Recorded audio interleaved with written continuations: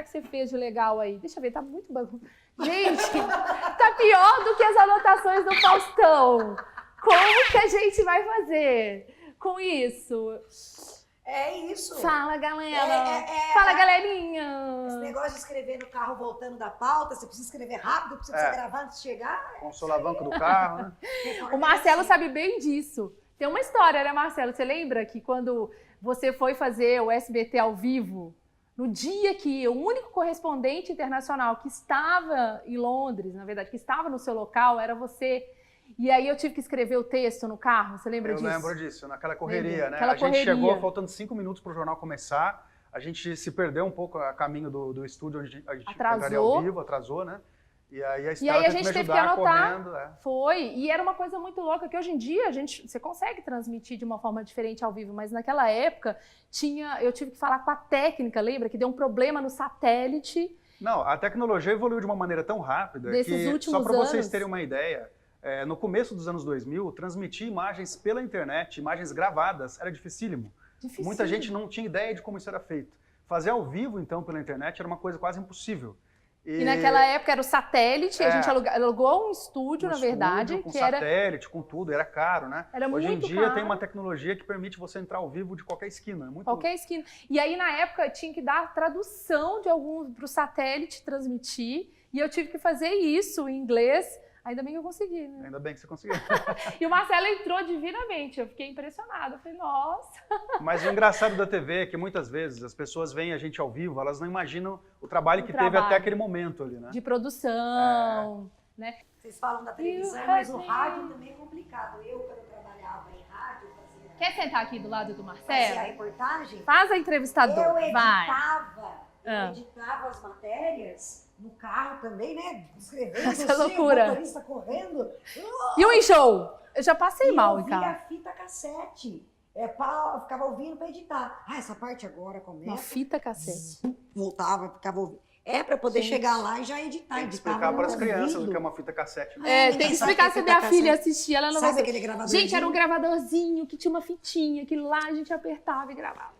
Olha, se não gravava, já era. Mas eu apertei o REC, não gravou. Carol, vamos lá. Vamos vender? Ela vai ficar com medo. Mete um rock pra poder vender, gente. Então mete o rock Uma aí. vinheta rock. Coloca um Twisted Sister aí. Vamos lá, tá bom. Pode ser? Melhorou, né? Vamos lá? Vamos chamar a Fabiola Fischer pra ela dançar atrás, fazer tipo a venda mais preciosa que tem. Vem cá. Fica aqui assim, ó, dançando com ela. Você faz parte. Aí o Marcelo vai falar se ele vai comprar essa banda, se ele vai contratar essa banda.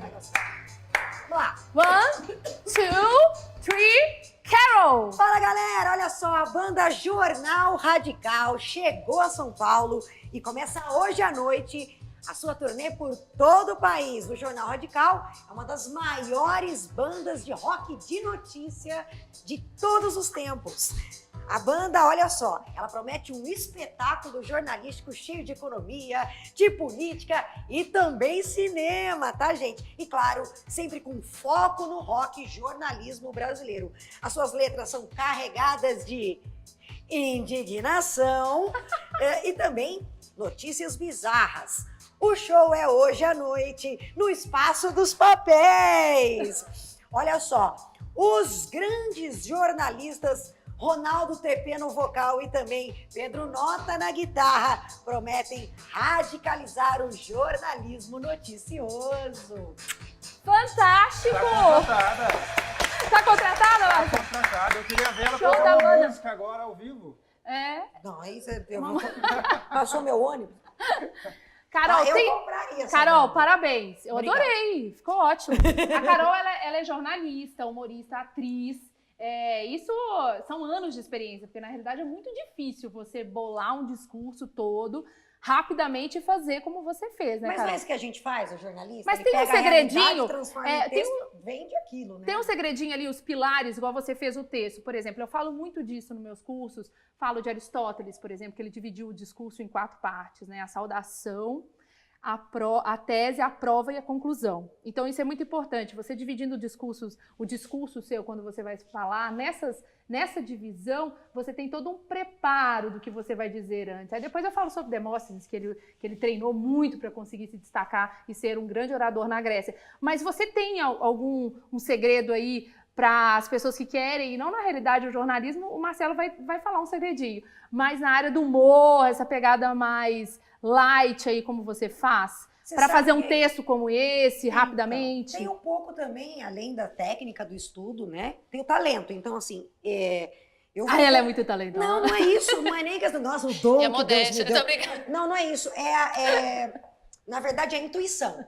É isso que eu quero dizer. É um pouco da intuição. É como se aquilo fosse natural para você. Como é que eu venderia uma banda de rock jornal? Usando as palavras. E claro, eu estou usando porque eu conheço TP, essa coisa de nota. Para fazer essa brincadeira que ela faz, tem que ter muito conhecimento, tem que ter repertório, né? É isso. Sem dúvida. É isso. O humor você precisa entender a cultura. A leitura, então. Leitura é importante. Cultura, você entender a cultura de um povo. Por exemplo, para mim seria muito difícil fazer humor nos Estados Unidos, na Inglaterra. Eu não conheço a cultura do povo lá. Claro, a gente conhece porque assiste série e tal, mas eu não conheço. Então, basicamente, o texto você precisa da cultura do que você está falando. Aqui eu estou no meio de jornalista, então eu tenho que usar as palavras-chave e isso faz o cérebro dar risada. Mas sabe o que foi mais interessante? A Fabiola dançando atrás, igual aqueles... Amei, obrigada, ela levou total na esportiva. Só voltou o pompom. Amei. Obrigada. Do Faustão. Adorei. Carol, tem alguma pergunta que você queria fazer pro Marcelo, que você ficou aí, tipo... A Fabiola também. De tudo que a gente conversou. Eu vou fazer uma pergunta para você, um pouco de curiosidade pessoal. Eu trabalho muito com improviso, com rádio. Já fez rádio? Eu já fiz rádio. Eu quero saber como é que você lida com o improviso no ao vivo da TV. No ao vivo da TV, a gente faz pouco improviso, na verdade. Porque os telejornais, eles são muito assim cronometrados. A gente tem assim, como são muitas notícias para a gente dar, a não ser assim, alguns telejornais que são um pouco mais descontraídos e que tem mais tempo, como por exemplo o Primeiro Impacto, que é um jornal que eu nunca fiz. Mas o SBT Brasil, o SBT Notícias, os outros jornais, a gente até tem espaço assim para ser um pouco mais simpático e tal, mas como é muita notícia em muito pouco tempo, por exemplo, é 1 minuto para falar da campanha de vacinação, são 2 minutos para falar do crime não sei aonde, são 2 minutos e meio para falar da reforma da Previdência. Se a gente sai muito daquele script, você atropela e derruba outras notícias, entendeu? Então, assim, no dia a dia, não tem muito espaço para improviso, a não ser em jornais um pouco mais descontraídos, como eu falei para você, que é o caso do Primeiro Impacto. Mas por exemplo, no jornal, o que eu acho que é interessante a gente falar, Marcelo, de coberturas não planejadas, por exemplo. A gente está ao vivo no jornal. E caiu uma ponte. Aí aconteceu um protesto na Paulista. Derruba tudo. E rola muito aquela coisa da informação também, você tem que contar com a produção. Isso aconteceu comigo algumas vezes, na verdade. Eu acho que o repertório ajuda muito nessa hora. A experiência ajuda muito no improviso. Agora, no caso das eleições, a gente assumiu mesmo. Eu peguei celular, gente, acabou de sair a informação X, está aqui, e às vezes até lia aquela informação. Até porque quando não se tem uma produção muito grande, quando você trabalha numa emissora menor, você tem que assumir ali. E hoje em dia o improviso é muito legal.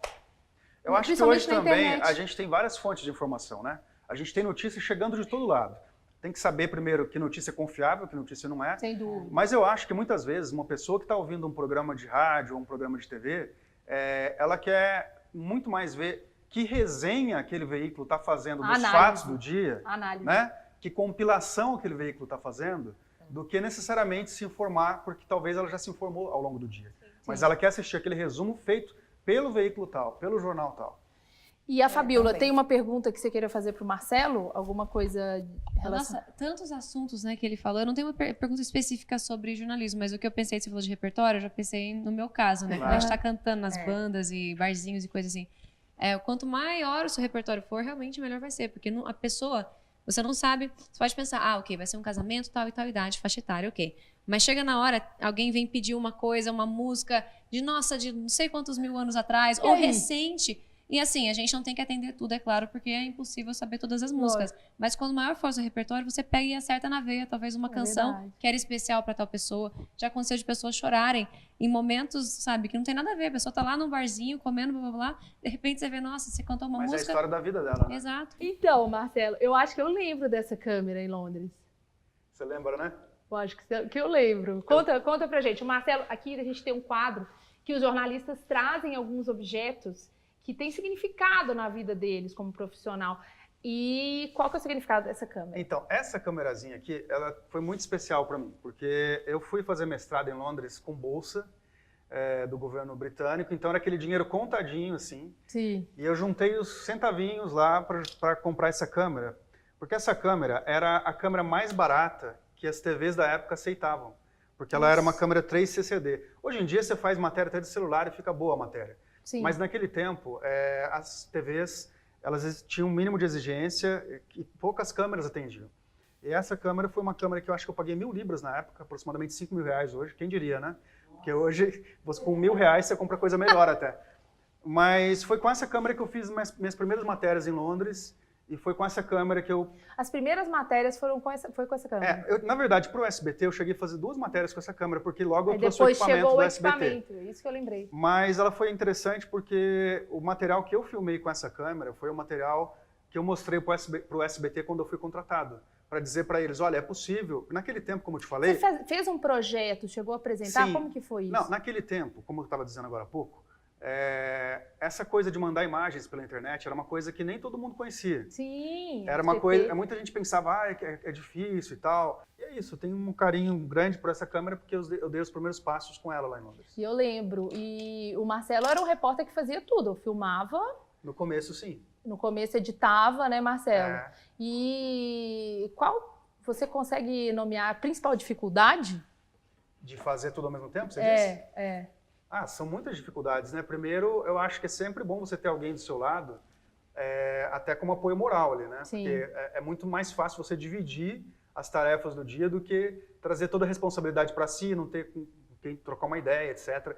Tem uma dificuldade também na hora de fazer entrevista, né? Se você está sozinho, é muito mais difícil fazer um ângulo bacana, enquadrar a pessoa bem, fazer as perguntas. Então, assim, é um desafio, É um desafio grande. Dá para fazer, muita gente faz. Eu acho que teve uma época que se apostava que isso seria o futuro. O repórter à beira, chegaram até a escrever livros sobre esse assunto. E eu acho que quem faz isso é muito guerreiro, mas eu prefiro sempre ter alguém uma comigo, equipe, com certeza. Ou Esses pelo menos repórteres mais uma cinematográficos aqui, que eu brinco, são os melhores do Brasil, que ajudam a gente, né? Com certeza. É fundamental. E você trouxe um livro também, né? O Amor nos Tempos de Cólera. Eu trouxe um livro mais para falar do autor, né? Você pediu 2 coisas especiais para mim, eu quis trazer uma coisa ligada à literatura, que é uma coisa que eu gosto muito, e algo ligado ao meu trabalho. E esse livro aqui, do Gabriel Garcia Marques, é O Amor nos Tempos do Cólera, ele não é o meu preferido, embora eu goste muito dele. O meu livro preferido é 100 Anos de Solidão, mas eu não tinha uma cópia em papel de 100 Anos de Solidão, então eu trouxe esse daqui. Para quem não leu O Amor nos Tempos do Cólera, é um livro muito bonito que fala de amor, mais do que cólera. É uma história de amor que passa pela vida inteira de 2 pessoas, assim, de encontros e desencontros, e que, não vou dizer claro o final, mas assim, vale muito a pena, porque tem um final muito bacana. E o engraçado é que o Gabriel Garcia Marques, que é um autor consagradíssimo, Prêmio Nobel de Literatura, ele já era um autor muito consagrado quando ele escreveu esse livro. Se eu não me engano, ele já tinha ganhado o Nobel. E ele sempre costumava brincar que ele pegava livros muito açucarados de romance, de escritores de língua inglesa e tal, e ele era muito irônico com isso, fazia muita brincadeira sobre isso. E depois dele já ser um escritor consagrado, ele se propôs a escrever um livro ridiculamente romântico para falar sobre amor. Só que ele fez isso com uma maestria, né, que não tem nada de óbvio, não tem nada maravilhoso esse livro, é verdade, não tem nada de açucarado. Recomendo para todo mundo esse livro. Até os personagens são interessantes, né, como que ele constrói esses personagens. Então, eu queria agradecer o SBT por ter liberado o Marcelo para essa entrevista, que hoje, na realidade, foi uma grande surpresa para ele de tudo que ia acontecer, porque no YouTube, se a gente fala tudo que vai acontecer, fica chato, né, Marcelo? É igual quando a gente vai fazer uma entrevista no jornalismo e manda a pauta para a pessoa. As perguntas ficam falsas, então a gente tem que deixar o mais mais leve possível, o mais descontraído. Eu quero agradecer toda a equipe do SBT que mandou mensagens, apresentadoras, editora-chefe, a chefe de redação, as pessoas que se empenharam para trazer um pouquinho do carinho para você, Marcelo, e também trouxeram a imagem delas aqui para o meu programa. Então eu fico muito feliz e obrigada de coração por você ter vindo aqui. E eu não tenho palavras para dizer o quanto eu estou emocionada, e eu gostaria de terminar com o meu depoimento para você, só que do seu lado.